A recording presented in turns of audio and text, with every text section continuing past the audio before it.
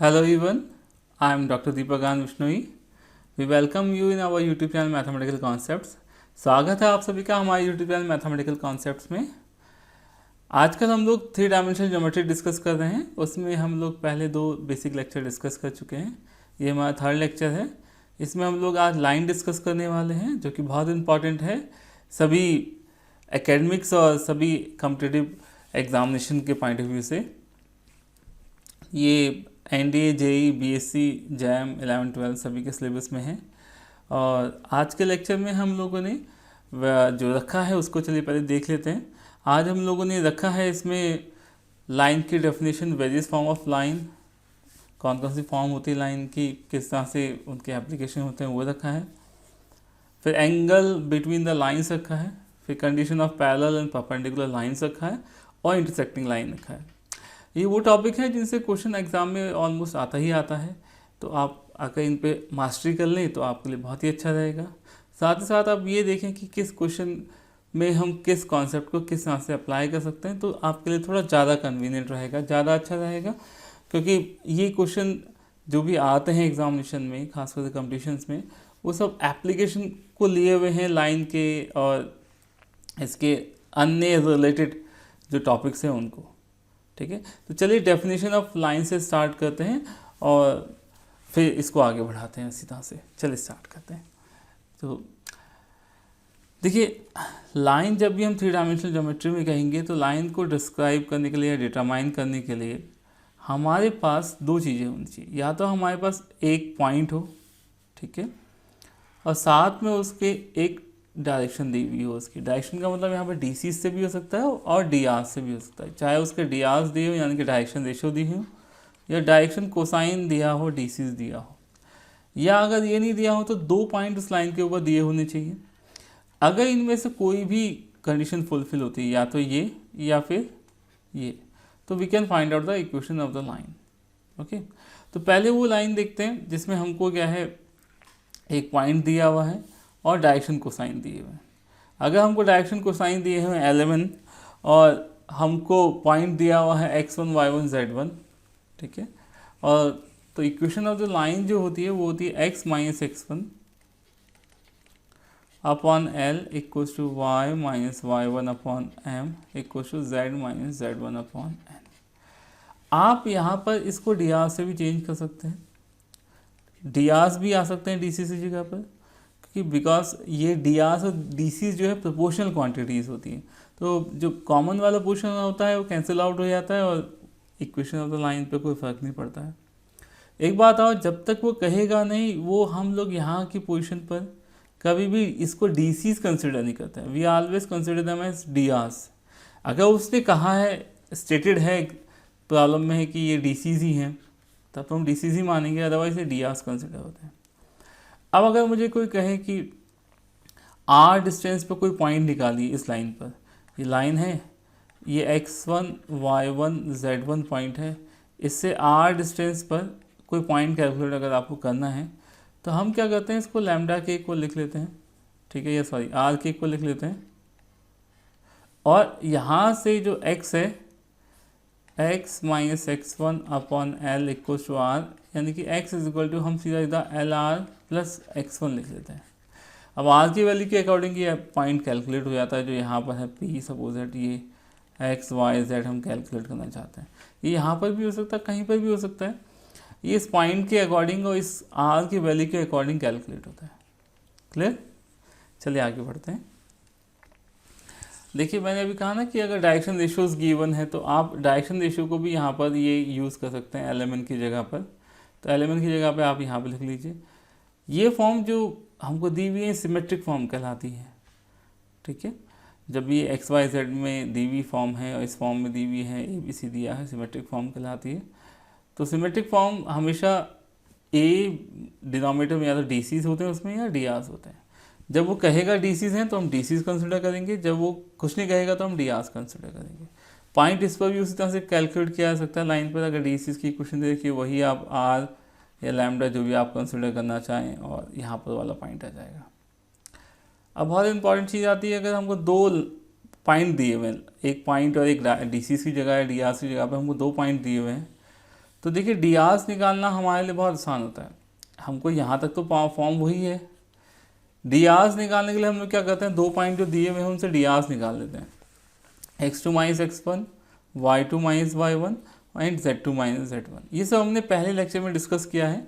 अगर आप नए हैं हमारे चैनल पर, आपने अभी तक नहीं देखा है वो लेक्चर, तो इससे पहले वाला लेक्चर डिस्क्रिप्शन बॉक्स में भी है और प्लेलिस्ट में भी है, आप वहाँ से देख सकते हैं।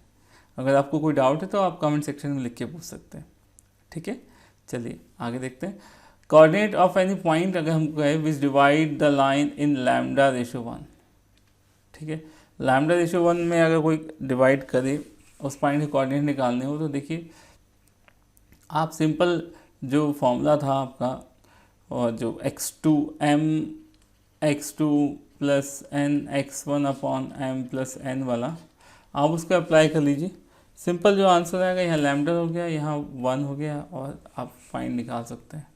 यहाँ पे डिस्कस करने का मेन मकसद ही यही है कि मेन पर्पस यही है कि अगर कभी भी आपको रेशो निकालना है, कभी भी किस पॉइंट, कोई पॉइंट किस तरह से डिवाइड करता है, तो हमेशा आपको लैम्डा रेशो 1 एज्यूम करना है m रेशो n की जगह, क्योंकि लैम्डा रेशो 1 एज्यूम करते के साथ आपका एक स्टेप में आंसर आता है। m रेशो n एज्यूम करेंगे तो आपको थोड़ा टाइम लगेगा। ठीक है, चलिए क्वेश्चन डिस्कस करते हैं। यहाँ पर दिया है उसने हमको कि the line passing through the point 1 2 3, इस पॉइंट से जाती है, and having direction ratios given by 1 2 3, ये भी इतना ही दिया है। Cuts the X axis at the distance K from the origin, what is the value of K. देखिए बेसिकली वो कहना क्या चाह रहा है उसको देखने की कोशिश करते हैं। पहले ये एक्स एक्सिस है, ये जेड एक्सिस है, और ये वाई एक्सिस है। वो कह रहा है कि यहाँ से के डिस्टेंस पर कट करता है एक्स एक्सिस को, तो के डिस्टेंस पे यहाँ पर पॉइंट आया, सपोज दैट ये पॉइंट सपोज दैट पी ले लेते हैं। जब ये यहाँ से यहाँ तक के डिस्टेंस के है, तो ये पॉइंट का कोऑर्डिनेट क्या हुआ के। अब ये एक्स एक्सिस पे है तो उसका कोऑर्डिनेट दूसरे क्या हुआ 0 0। अब इस लाइन की इक्वेशन निकालते हैं। इक्वेशन जाती है किससे, x1 y1 z1 यानी कि 1 2 3 से, तो x minus x1 y minus y1 and z minus z1।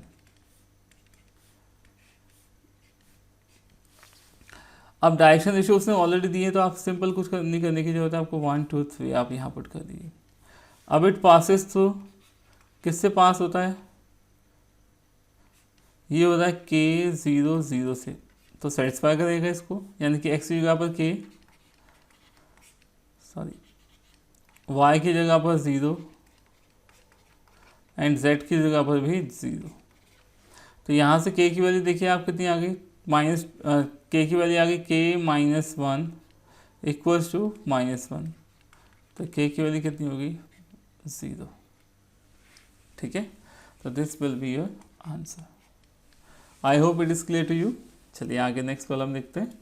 क्या the point of intersection of the line joining these 2 points with X Y plane. तो देखिए अब यहाँ पे 2 पॉइंट वाली फॉर्म आ गई है। यहाँ पर एक ये x1 y1 z1 है, ये x2 y2 z2 है। ये एक्स वाई प्लेन को कहाँ पे कट करता है वो पॉइंट बताना है। तो पहले सबसे पहले लाइन निकाल लेते हैं।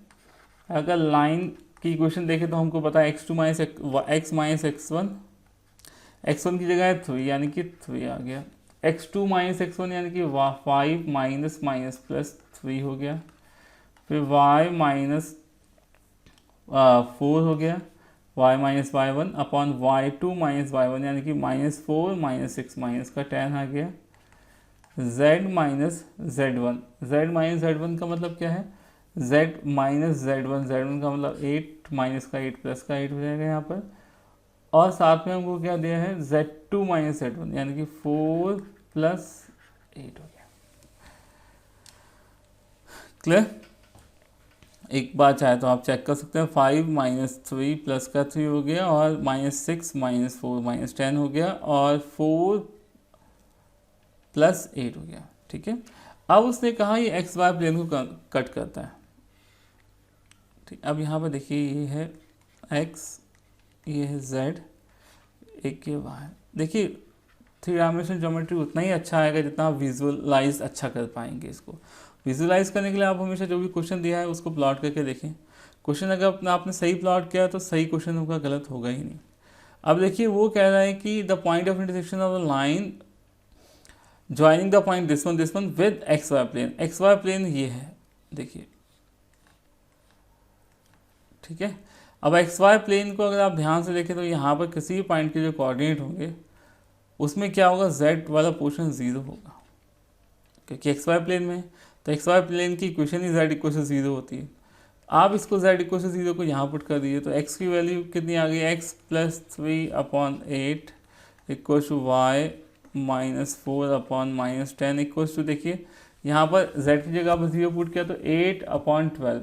8/12 का मतलब क्या हो गया, 4 से कटेगा, 4 2 जा 4 3 जा, ठीक है। अब देखिए आपको पॉइंट निकालना, तो z का कोऑर्डिनेट तो आपको ऑलरेडी पता है 0 है। x की और y की वैल्यू कैलकुलेट करनी है आपको। तो आप अब जब x की वैल्यू कैलकुलेट करते हैं, देखिए तो x कितना आ जाएगा यहाँ से, 8 2 जा 16, ठीक है, 16/3 माइनस का 3, तो ये कितना हो गया, 3 3 या 9, और यहाँ से आपने इसको सब्ट्रैक्ट किया 16 में से, कितना बचा, 7/3, ठीक है। ऐसे आप y कैलकुलेट कीजिए, माइनस का कितना हो जाएगा, 20/3 एंड प्लस का 4, तो प्लस का 4 आएगा तो यहाँ से कितना बचेगा, -8/3 बचेगा। तो यहाँ से देखिए क्या आ गया, x और y आ गया, z की वैल्यू आपके पास ऑलरेडी थी। तो जो पॉइंट हो गया, रिक्वायर्ड पॉइंट क्या आया आपके पास, 7/3 -8/3 एंड 0, और ये आपके पास आंसर हो गया, ठीक है। तो this will be your answer option. Clear. चलिए एक और देखते हैं, फिर दूसरा टॉपिक डिस्कस करेंगे। देखिए यहाँ पे कह रहा है, line makes 45 degree angle with positive direction of X axis, makes equal angle with Y and Z axis. तो देखिए यहाँ पर x दिया है, यहाँ पर ये z दिया है, y दिया है। कह रहा है जो ये लाइन है ये यहाँ से तो 45 डिग्री बना रही है, और यहाँ से इसके साथ भी अल्फ़ा बना रही है, कोई एंगल सपोज करते हैं, और यहाँ पर इसके साथ भी अल्फ़ा बना रही है। तो what is the sum of the 3 angles which the line makes with x y and z। तो देखिए आपको कुछ नहीं करना है, ये आपको पता है l square plus m square plus n square equal to 1 होता है, या फिर cos square alpha plus cos square beta plus cos square gamma equal to 1 होता है। यहाँ पे अल्फ़ा की वैल्यू 45 दी है, यानी कि यहाँ पे 1/2 आ जाएगा, cos 45 होता है 1/√2, स्क्वायर करेंगे 1/2 हो जाएगा। यहाँ पर ये दोनों हमने अल्फ़ा ले लिया, तो यहाँ पर 2 cos square alpha equal to 1 हो गया, तो cos square alpha equal to कितना हो गया, 1/2, और ये इधर जाएगा तो 1/4, एक और भी आ जाएगा 1/2 का मतलब लिया है, तो cos अल्फ़ा की वैल्यू होगी 1/2 प्लस माइनस में। और देखिए वो कह रहा है कि पॉजिटिव डायरेक्शन के साथ बनाता है, तो देखिए यहाँ से जो अल्फ़ा की वैल्यू आएगी वो कितनी आ जाएगी, 1/2 होता है 60 पर, ठीक है। तो देखिए अल्फ़ा मतलब एक्स एक्सिस के साथ वाई एक्सिस के साथ बनाता है एंगल, और जेड एक्सिस से बनाता है, वो दोनों 60 डिग्री ले लिया। माइनस हम इसलिए नहीं ले रहे हैं क्योंकि अगर आप माइनस लेते हो तो इसका मतलब ये सेकंड क्वाड्रेंट में चले जाता है, सेकंड क्वाड्रेंट में जाएगा तो इसका मतलब सम जो है वो 90 से बड़ा हो जाएगा, वो इनमें से किसी भी ऑप्शन के साथ मैच नहीं होगा, ठीक है। तो यहाँ से 60 हो गया, तो यहाँ से आपका जो सम आएगा, सम हो गया एंगल का 45 डिग्री प्लस 120 हो जाएगा, क्योंकि 60 प्लस 60 हो जाएगा, तो 60 डिग्री प्लस 60 डिग्री जब आप इसको ऐड करेंगे तो 165 आ जाएगा, और this will be your answer. Clear. चलिए आगे देखते हैं, जनरल इक्वेशन ऑफ लाइन देखते हैं। देखिए अभी हमने प्लेन कंसिडर नहीं किया, मगर थोड़ा सा इतना ध्यान रख लेते हैं। फर्स्ट डिग्री की क्वेश्चन होती है 3 वेरिएबल में, वो प्लेन रिप्रेजेंट करती है। अगर इंडिविजुअली इसको देखें तो ये प्लेन की क्वेश्चन है। जो इंटरसेक्शन होता है प्लेन का, दो प्लेन का, वो हमेशा एक लाइन रिप्रेजेंट करता है। तो इसको अगर कंबाइंडली हम लिखें तो ये जनरल इक्वेशन ऑफ लाइन होती है, ठीक है। ये अगर देखिए एक इस वाले पाम को देखिए, किसको देखिए, अगर ये दोनों इंटरसेक्ट कर रहे हैं, यहाँ पर भी प्लेन बन रहा है, ये इस तरह से कर रहे हैं तो भी लाइन बन रही है, यहाँ पर भी लाइन बन रही है, इस तरह से भी लाइन बन रही है, इस तरह से भी लाइन बन रही है। अगर आप ध्यान से देखें तो ये लाइन हमेशा जो है इनसे ड्रॉ होती है, किससे, दो प्लेन से। दो प्लेन का इंटरसेक्शन हमेशा एक लाइन होता है, ठीक है। अभी इसको हम और डिटेल में जब प्लेन डिस्कस करेंगे तो डिस्कस करेंगे। अभी हाल फिलहाल के लिए इतना आपको याद रखना है। Angle between the two lines, अगर देखिए दो लाइन दी है उनके बीच एंगल आपको निकालना है, तो बेसिकली एंगल है इनके डायरेक्शंस के बीच का, चाहे वो डी आर आप सोचें, चाहे आप डी सी की तरह उसको सोचें डायरेक्शन को। तो अगर कभी डायरेक्शन निकालनी तो हम हमेशा यहाँ पे कॉस कंसिडर करते हैं। कॉस थीटा जो होता है हमारे पास इन दोनों लाइन के बीच का एंगल, वो होता है A1 A2 plus B1 B2 plus C1 C2 upon under root A1 square plus B1 square plus C1 square A2 square plus B2 square plus C2 square. देखिए ये किसका केस में है, ये डी आर्स के केस में है। अगर यहाँ पर डी सीज अगर आपको दिया हो इंस्टेड ऑफ डी आर्स, यानी कि डायरेक्शन कोसाइन आपको दिया है, तो हम हमेशा कॉस थीटा की value L1 L2 plus M1 M2 plus N1 N2 रखते हैं। हम कभी भी ये नहीं कहते हैं कि इसकी वैल्यू जो है कुछ और आएगी, क्योंकि अब ये L1 L2 की वैल्यूज रखकर ही ये फॉर्मूला डेवलप किया गया है। क्लियर? अब देखिए अगर कभी ये लाइन पैरेलल हो, तो पैरेलल लाइन के केसेस में हमेशा जो डायरेक्शन को रेशियोज होते हैं उनका रेशियो या डायरेक्शन कोसाइन का रेशियो वो हमेशा बराबर होता है। यहाँ पर अगर आप एलिमेंट भी दिया हो आपको, तो L1 upon L2 equals to M1 upon M2 equals to N1 upon N2 होगा, सिंपल। ठीक है, और परपेंडिकुलर के लिए A1 A2 plus B1 U2 plus C1 C2 equal to 0 होगा। क्लियर? चलिए आगे देखते हैं। पैरेलल लाइन अगर आपको निकालनी है, तो देखिए पैरेलल लाइन अगर आपको निकालनी है, एक दोनों के एक एक पॉइंट दिए हुए हैं आपको, तो आप क्या कीजिए, जो पॉइंट दिया हुआ है उसको रिप्लेस करके, ये पॉइंट दिया है ना देखिए आपको, इसको हटा के या दूसरा वाला पॉइंट जो लाइन पे दिया हुआ है उसको रख दीजिए।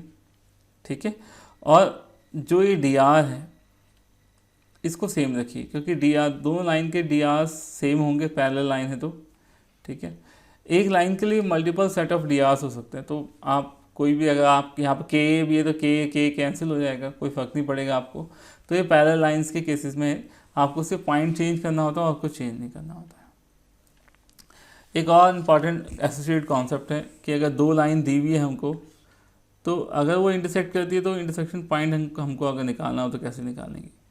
तो इसके लिए हम क्या करते हैं, ये पहली लाइन अगर आपको दी हुई है तो इसको किसी एक कांस्टेंट के इक्वल लैम्डा के इक्वल लिख दिया आपने, इसको किसी और कांस्टेंट के इक्वल लिख दिया, क्योंकि ये सब रेशियोज हैं। तो यहाँ से आप x की वैल्यू निकाल लीजिए, y की वैल्यू निकाल लीजिए, z की वैल्यू निकाल लीजिए, जो कि इस तरह से आएगी। ऐसे यहाँ से x की, y की और z की वैल्यू निकाल लीजिए, जो कि इस तरह से आएगी। अब आप क्या कीजिए कि यहाँ से आप, जब ये दो पॉइंट हैं, अगर ये पॉइंट इंटरसेक्शन पॉइंट है, तो ये कॉरस्पॉन्डिंग कोऑर्डिनेट्स इक्वल होनी चाहिए। इसको इसके इक्वल रख दीजिए, इस वाले को इसके इक्वल रख दीजिए, और इस वाले को इसके इक्वल रख दीजिए। तो देखिए अगर आप जब रखेंगे तो आपके पास जो लैम्डा और म्यू की वैल्यू आ जाएगी। अब लैम्डा की वैल्यू चाहे आप यहाँ पर रखें, चाहे म्यू की वैल्यू आप यहाँ पर रखें, in both the cases you will get the same coordinates, यानी कि इस पॉइंट के कोऑर्डिनेट्स आएंगे। ठीक है, तो इस तरह से हम लोग दो लाइंस का इंटरसेक्शन कैलकुलेट कर लेते हैं। ठीक है, चलिए इसके ऊपर प्रॉब्लम देखते हैं जल्दी से। Angle between the lines whose DRs, line का डियास दिया हुआ है, उसके बीच का एंगल दिया है 45 डिग्री। ठीक है, then the smaller values of x, ये बताना आपको ना। तो क्वेश्चन तो बहुत सिंपल है, बट एक्स निकालना है तो इसलिए थोड़ा सा बस एक आध स्टेप एक्स्ट्रा लग जाएगा। डियास दिया उसने, तो कॉस थीटा आप कैलकुलेट कर लीजिए।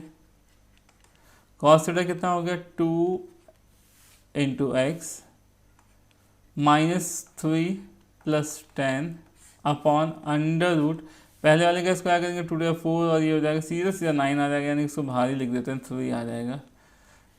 दूसरे वाले का x स्क्वायर प्लस 3 3 9 प्लस 5 5 25, तो 9 + 25 34 हो गया। अब यहाँ पर कॉस थीटा उसने कहा है कितना 45 है, तो यानी कि 1/√2, उसकी वैल्यू ये पूरी आ गई। दोनों तरफ आप स्क्वायर कर दीजिए, स्क्वायर करके अगर आप इसे सॉल्व करेंगे तो x की वैल्यू आ जाएगी कि 4 and 52। We are not going into details of calculation, it will take too much time. हालांकि जल्दी भी हो जाएगा, बट ये कि यहाँ पर करने में काफ़ी टाइम लगेगा हमको। तो हम क्या कर रहे हैं कि इसको डायरेक्ट लिख देते हैं। आप चाहें तो इसको स्क्वायर करिए, देखिए दोनों तरफ बहुत इजीली हो जाएगा, क्वाड्रेटिक क्वेश्चन बनेगा एक। सॉल्व करेंगे तो आपके एक्स की वैल्यू 2 आएंगे, x 4 और 52 आएगा। तो स्मॉलर वैल्यू जो है इसमें वो 4 है, तो this will be the answer. आप चाहे तो यहाँ पर वैल्यू रख के भी क्रॉस चेक कर सकते हैं, ऐसा कुछ नहीं है। जो वैल्यू सेटिस्फाई करेगी वो आंसर होगा। तो हम तो कंपटीशन में ऐसे ही करते हैं कि हम लोग वैल्यू क्रॉस चेक भी कर लेते हैं। क्योंकि कई बार कैलकुलेशन टफ पड़ती है बट क्रॉस चेक करना आसान पड़ता है। ठीक है, चलिए देखिए आगे देखते हैं। ये दो इक्वेशन देखिए, जेई की प्रॉब्लम है 2018 की। ये एक इक्वेशन देखिए, एक इक्वेशन दे देखिए, कह रहे हैं इनके बीच का एंगल भी देखा तो वैल्यू ऑफ द पी बताना है तो ऑलमोस्ट वही क्वेश्चन, तो हम इसको भी वहीं तक ऑलमोस्ट करने की कोशिश कर लेते हैं। एक बात ध्यान रखिए, जब भी लाइन इक्वेशन दी हो लाइन की तो उनको पहले हमेशा स्टैंडर्ड फॉर्म में कन्वर्ट कर लेना, ताकि क्वेश्चन का आंसर में कोई प्रॉब्लम ना आए। जैसे यहाँ 5 - x दिया तो इसको x - 5 लिख लीजिए, माइनस कॉमन लिया तो नीचे वाला माइनस का प्लस हो गया। ऐसे 7y है तो यहाँ से y - 7 कॉमन कर ले लिए, 7 × 2 = 14, यहाँ 2 आ गया, और यहाँ p/7 लिख लीजिए, इक्वल्स टू z - 3/4 कर लीजिए। अब देखिए आपके पास डी आर्स आ गए, आपको तो बेसिकली डी आर्स चाहिए। 2 आ गया, 5/7 आ गया और 4 आ गया। आप इसको उठा के फॉर्मूले में रख दीजिए। तो cos थीटा इक्वल्स टू कितना दिया आपसे, 2/3 दिया है। अब आप इसको रखिए 2 × 2 + 2 × p/7 + 1 × 4 अपॉन इसके डी आर्स का स्क्वायर करेंगे तो फिर से 3 आ जाएगा, अभी निकाला हम लोगों ने जैसे। और इसमें क्या आ जाएगा, 2 × 4 + 4 × 4 = 16 + p²/49। आप इसको सॉल्व कर लीजिए। जब आप सॉल्व करेंगे तो p की जो वैल्यू आएगी यहाँ से वो 7/2 आ जाएगी। ठीक है, and this will be your answer. Okay, तो आई होप आप इजीली कैलकुलेट कर सकते हैं। कैलकुलेशन का मैं टाइम वेस्ट करके कोई फ़ायदा नहीं है यहाँ पर, आप इसे कैलकुलेट कर लीजिएगा। चलिए क्वेश्चन नंबर 6 देखते हैं।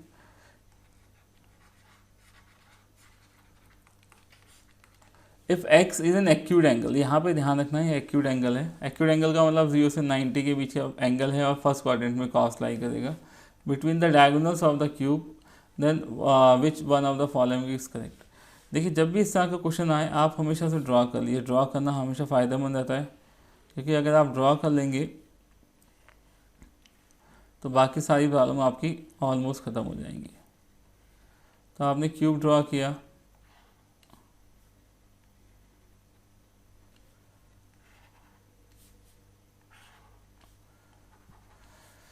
यहाँ रेक्टेंगुलर एक्सिस ले लीजिए आप। हमेशा जब भी इस ऑब्जेक्टिव क्वेश्चन आए तो हमेशा ध्यान रखिए, आप जितना सिंपल क्वेश्चन को बनाने की कोशिश करेंगे, जितना उसको इजी वे में लेने की कोशिश करेंगे, वो ज़्यादा फ़ायदेमंद रहेगा। इंस्टेड ऑफ टेकिंग कॉम्प्लिकेशंस कि आप इसके अलग अलग कोऑर्डिनेट ले फिर कैलकुलेट करें, उसमें टाइम वेस्ट होगा। आपको सिंपल एंगल कैलकुलेट करना है। तो डायगोनल का मतलब क्या होता है, अगर जैसे बोले ये फेस ले रहे हैं हम लोग, इसके ऊपर थोड़ा सा फेस ये हुआ तो इसका लोएस्ट कॉर्नर को इसके अपर कॉर्नर को मिलाएं तो एक हमारे पास डायगोनल आता है। ठीक है, क्लियर। ऐसे ही अगर इसका अपर लें और इसके अपोजिट वाला फेस ये है, इसका लोएस्ट पॉइंट ले लें तो ये जो आएगा ये डायगोनल होगा। तो ये देखिए ये एंगल अल्फा हो गया, एक्यूट एंगल हो गया, ये ऑब्टूस एंगल हो गया। अब देखिए कोऑर्डिनेट लेने के लिए हम क्या कर लेते हैं, सपोज दैट कि क्यूब के हर की लेंथ 1 है, तो यहाँ पर देखते हैं ये वाला पॉइंट हो गया 1 0 0, इसमें हाइट भी आ गई तो ये आ गया 1, 1, यहाँ पर 1, 0, 1 z कोऑर्डिनेट आ गया, यहाँ पर 0 0 1 आ गया। यहाँ पर देखिए यहाँ पर इस पर दो कोऑर्डिनेट है, एक तो हाइट वाला है और एक ये y वाला, यानी कि 0 1 और 1 हो गया। इस वाले कोऑर्डिनेट को देखेंगे, इसमें तीनों हैं, देखिए हाइट भी है, ये भी है और ये भी है, तो यानी कि 1, 1, 1, 3 कोऑर्डिनेट आ गया आपके पास। ठीक है, इसको P दे देते हैं नाम, इसको O दे देते हैं, इसको L दे देते हैं, इसको M दे देते हैं। ठीक है, तो आप OP जब निकालेंगे, OP के डियास निकाल लीजिए। आप OP के डियास निकालेंगे तो 1 1 1 ही आएगा। अब आप LM के डियास निकाल लीजिए। LM के डियास निकाल दे तो आपके पास कितना आ जाएगा, 1, -1, -1 आ गया। अब आपको इनके पीछे एंगल निकालना है, यानी कि cos थीटा निकालना है। तो cos थीटा निकालेंगे तो आप देखिए 1 -1 अपॉन यहाँ पर √3 यानी कि 3 आ गया। अब आपको क्या करना है, एक्यूट लेना है तो पॉजिटिव रखना है, इसको आप मॉडुलस ले लीजिए, तो यानी कितना आ जाएगा, 1/3 आ जाएगा cos थीटा। तो यहाँ से कितना आ जाएगा 3 cos theta equals to 1 and this will be your answer. ठीक है, यानी कि ये वाला आंसर आपका सही हो जाएगा। तो I hope it is clear. Next पे चलते हैं। ये JEE 2004 की प्रॉब्लम है। अगर इस क्वेश्चन में आप देखें ध्यान से, उसने कहा है x - 1/2 y + 1/3 और ये दोनों लाइन इंटरसेक्ट करती हैं, तो what will the value of k। तो देखिए, हमेशा जब भी इस तरह के क्वेश्चन आए, आप हमेशा क्या कीजिए, इस पे एक पॉइंट निकाल लीजिए और इस पर एक पॉइंट निकाल लीजिए। तो अगर आप इस पे पॉइंट कैलकुलेट करेंगे तो x - 1/2 = y + 1/3 equal to z - 1/4 lambda लिखा अगर आपने, तो ये हो गया 2 लैम्डा + 1 3 लैम्डा -1 और 4 लैम्डा + 1। ये पॉइंट हो गया पहली लाइन पर। ऐसी दूसरी लाइन पर अगर आप पॉइंट निकालेंगे, मैं डायरेक्ट लिख देता हूँ इसको, तो आ जाएगा μ + 3 और 2 μ + k एंड लास्ट वाले से आएगा आपके पास हाउ मच, सिंपल म्यू। ठीक है, अब देखिए आप यहाँ से आप इनको कॉरस्पॉन्डिंग पॉइंट्स के इक्वल लिख लीजिए। ये इसके इक्वल, ये इसके इक्वल और ये इसके इक्वल। अगर इंटरसेक्ट करते हैं तो पॉइंट कॉमन होना चाहिए, क्योंकि ये यहाँ पर इंटरसेक्ट कर रहा है तो ये दोनों पर है, इस पर भी है और इस पर भी है, तो कॉमन पॉइंट है। तो आप इसको इक्वेट कर लीजिए, 2 लैम्डा + 1 इक्वल्स टू μ + 3। तो यहाँ से 2 lambda minus mu equal to plus का 2 हो जाएगा। ऐसे यहाँ से देखिए आप इन दोनों को ले लीजिए आप, तो 4 लैम्डा + 1 इक्वल्स टू म्यू है, तो 4 lambda minus mu equal to -1 आ गया। ठीक है, तो यहाँ से आप क्या करेंगे, लैम्डा और म्यू की वैल्यू कैलकुलेट कर लेंगे, इन दोनों को सेपरेट करेंगे। तो देखिए यहाँ से देखने से भी आ रहा है, ये माइनस और ये फर्स्ट ले लीजिए, इसको सेकंड ले लीजिए। आप दोनों को सेपरेट किया तो कितना आ गया, माइनस का 2 लैम्डा इक्वल्स टू ये 3 हो जाएगा, क्योंकि ये दोनों ऐड हो जाएंगे। तो लैम्डा की वैल्यू आ जाएगी यहाँ से -3/2। ऐसे आप म्यू निकाल सकते हैं। अब ये लैम्डा और म्यू की जो वैल्यूज़ आएंगी, आप उसको उठाकर इस वाले में रख दीजिए, इस वाले के अंदर रख दीजिए, क्योंकि ये दोनों बराबर है ना। 3 lambda -1 equal to 2 mu plus के आ गया। तो यहाँ से आप जो है लैम्डा म्यू की वैल्यू रख के के की वैल्यू जो आपके पास आएगी वो आएगी कितनी, 9/2। ये आप कैलकुलेट कर सकते हैं और ये आंसर हो जाएगा आपके पास। तो कुछ नहीं करना, आपने कॉरस्पॉन्डिंग कोऑर्डिनेट्स इक्वल रखने हैं। कॉरस्पॉन्डिंग कोऑर्डिनेट इक्वल रख के आपके पास एक लैम्डा आ जाएगा और एक म्यू आ जाएगा। ठीक है, वो लैम्डा म्यू आप जो है आप उठा के इस वाली इक्वेशन में रख दीजिए, वहाँ से आपके पास के आ जाएगा, के की वैल्यू 9/2 है। तो I hope it is clear to you. तो this is all about the basic of line, the angle between the lines, it's different forms and the condition for the intersection of two lines. तो I hope it is clear to you. तो चलिए, अगर आपको lecture अच्छा लगा है तो इस लेक्चर को लाइक कीजिए, शेयर कीजिए, और अगर अभी आप हमारे चैनल में नए हैं तो हमारे चैनल को सब्सक्राइब कीजिए, बेल आइकन का बटन दबाइए ताकि आपको इस तरह के और लेक्चर्स मिल सकें, आपके पास नोटिफिकेशन पहुंच सके। तो चलिए मिलते हैं नेक्स्ट लेक्चर में एक नए टॉपिक के साथ। Till then, goodbye, thank you.